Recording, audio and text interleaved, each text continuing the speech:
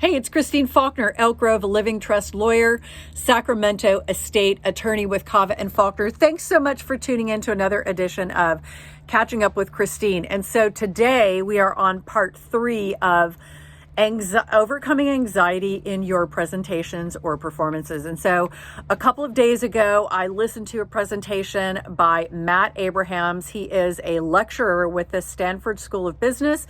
He's also an author of Speak Up Without Freaking Out.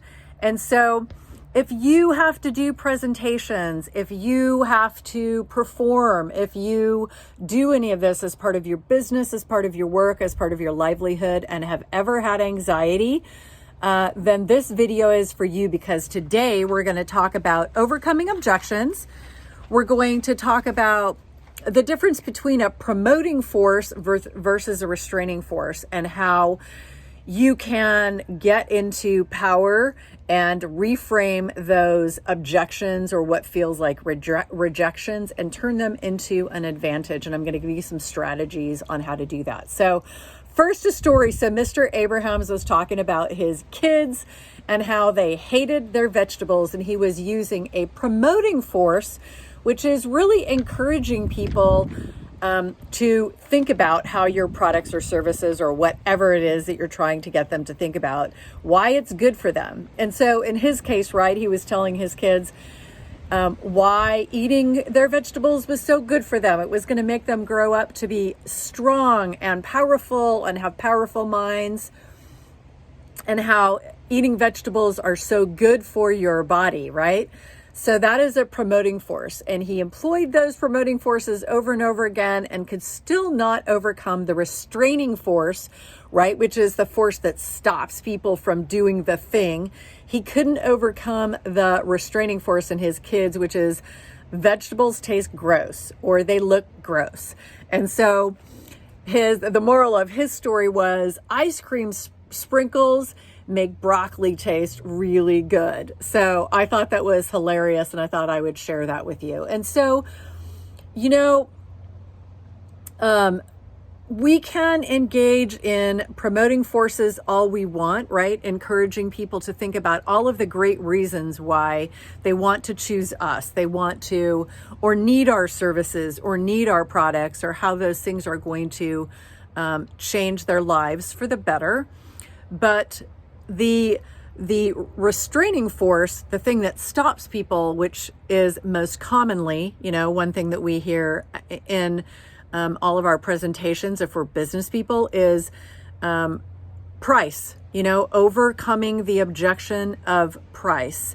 And first of all, you can message ahead of time to reduce the likelihood of those kinds of objections, which is, it's too much time, it's too much money, it's too much change in my life. So thinking about those ahead of time and addressing objections in your messaging is always a great way to address that in advance, right? Giving real thought to how you can address the cost or the time or the change involved in people's life to engage your products or with your products or services.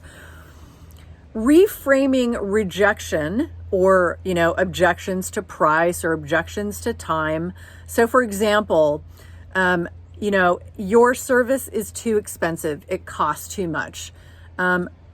An objection to price is really a question about the value of what it is that you are offering. And so if you can turn this negative, right, this feeling of, oh, they don't want what I have, it's too expensive, how can I convince them, into an advantage, which is really a question about value, you can focus your attention on discussing what the real issue is. And that is, what is the value that you're bringing to these people?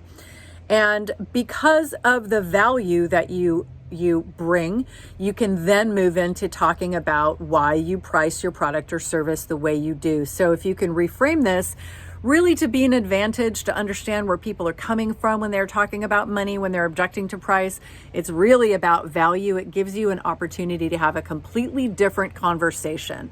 And if you can reframe this in your own head, meaning if you can make it into a negative, turning it into a positive and an opportunity to even further expound on the value that you bring, you have a real opportunity to turn that viewer, someone who's watching your presentation, watching your performance, whatever it may be, into someone who comes back for more, right? Who comes back to another performance, who wants more, or who wants to know more, and who may want to work with you in the future. So obviously dealing with people with empathy and real concern is key.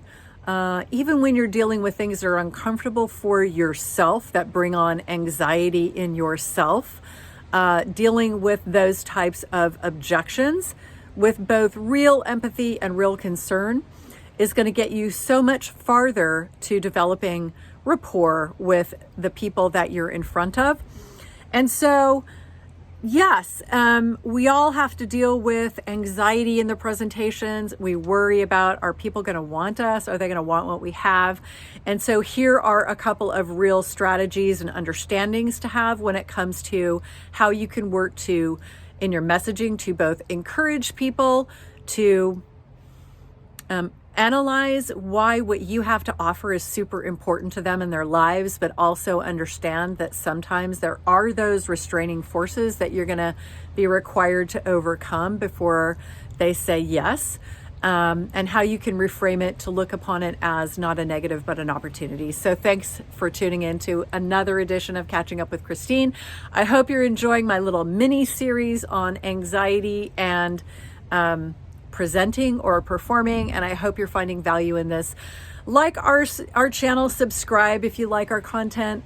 Show YouTube that we're offering really valuable content by liking our videos, and let us know what else we can prepare for you, and I'm happy to do it. Take care. Bye.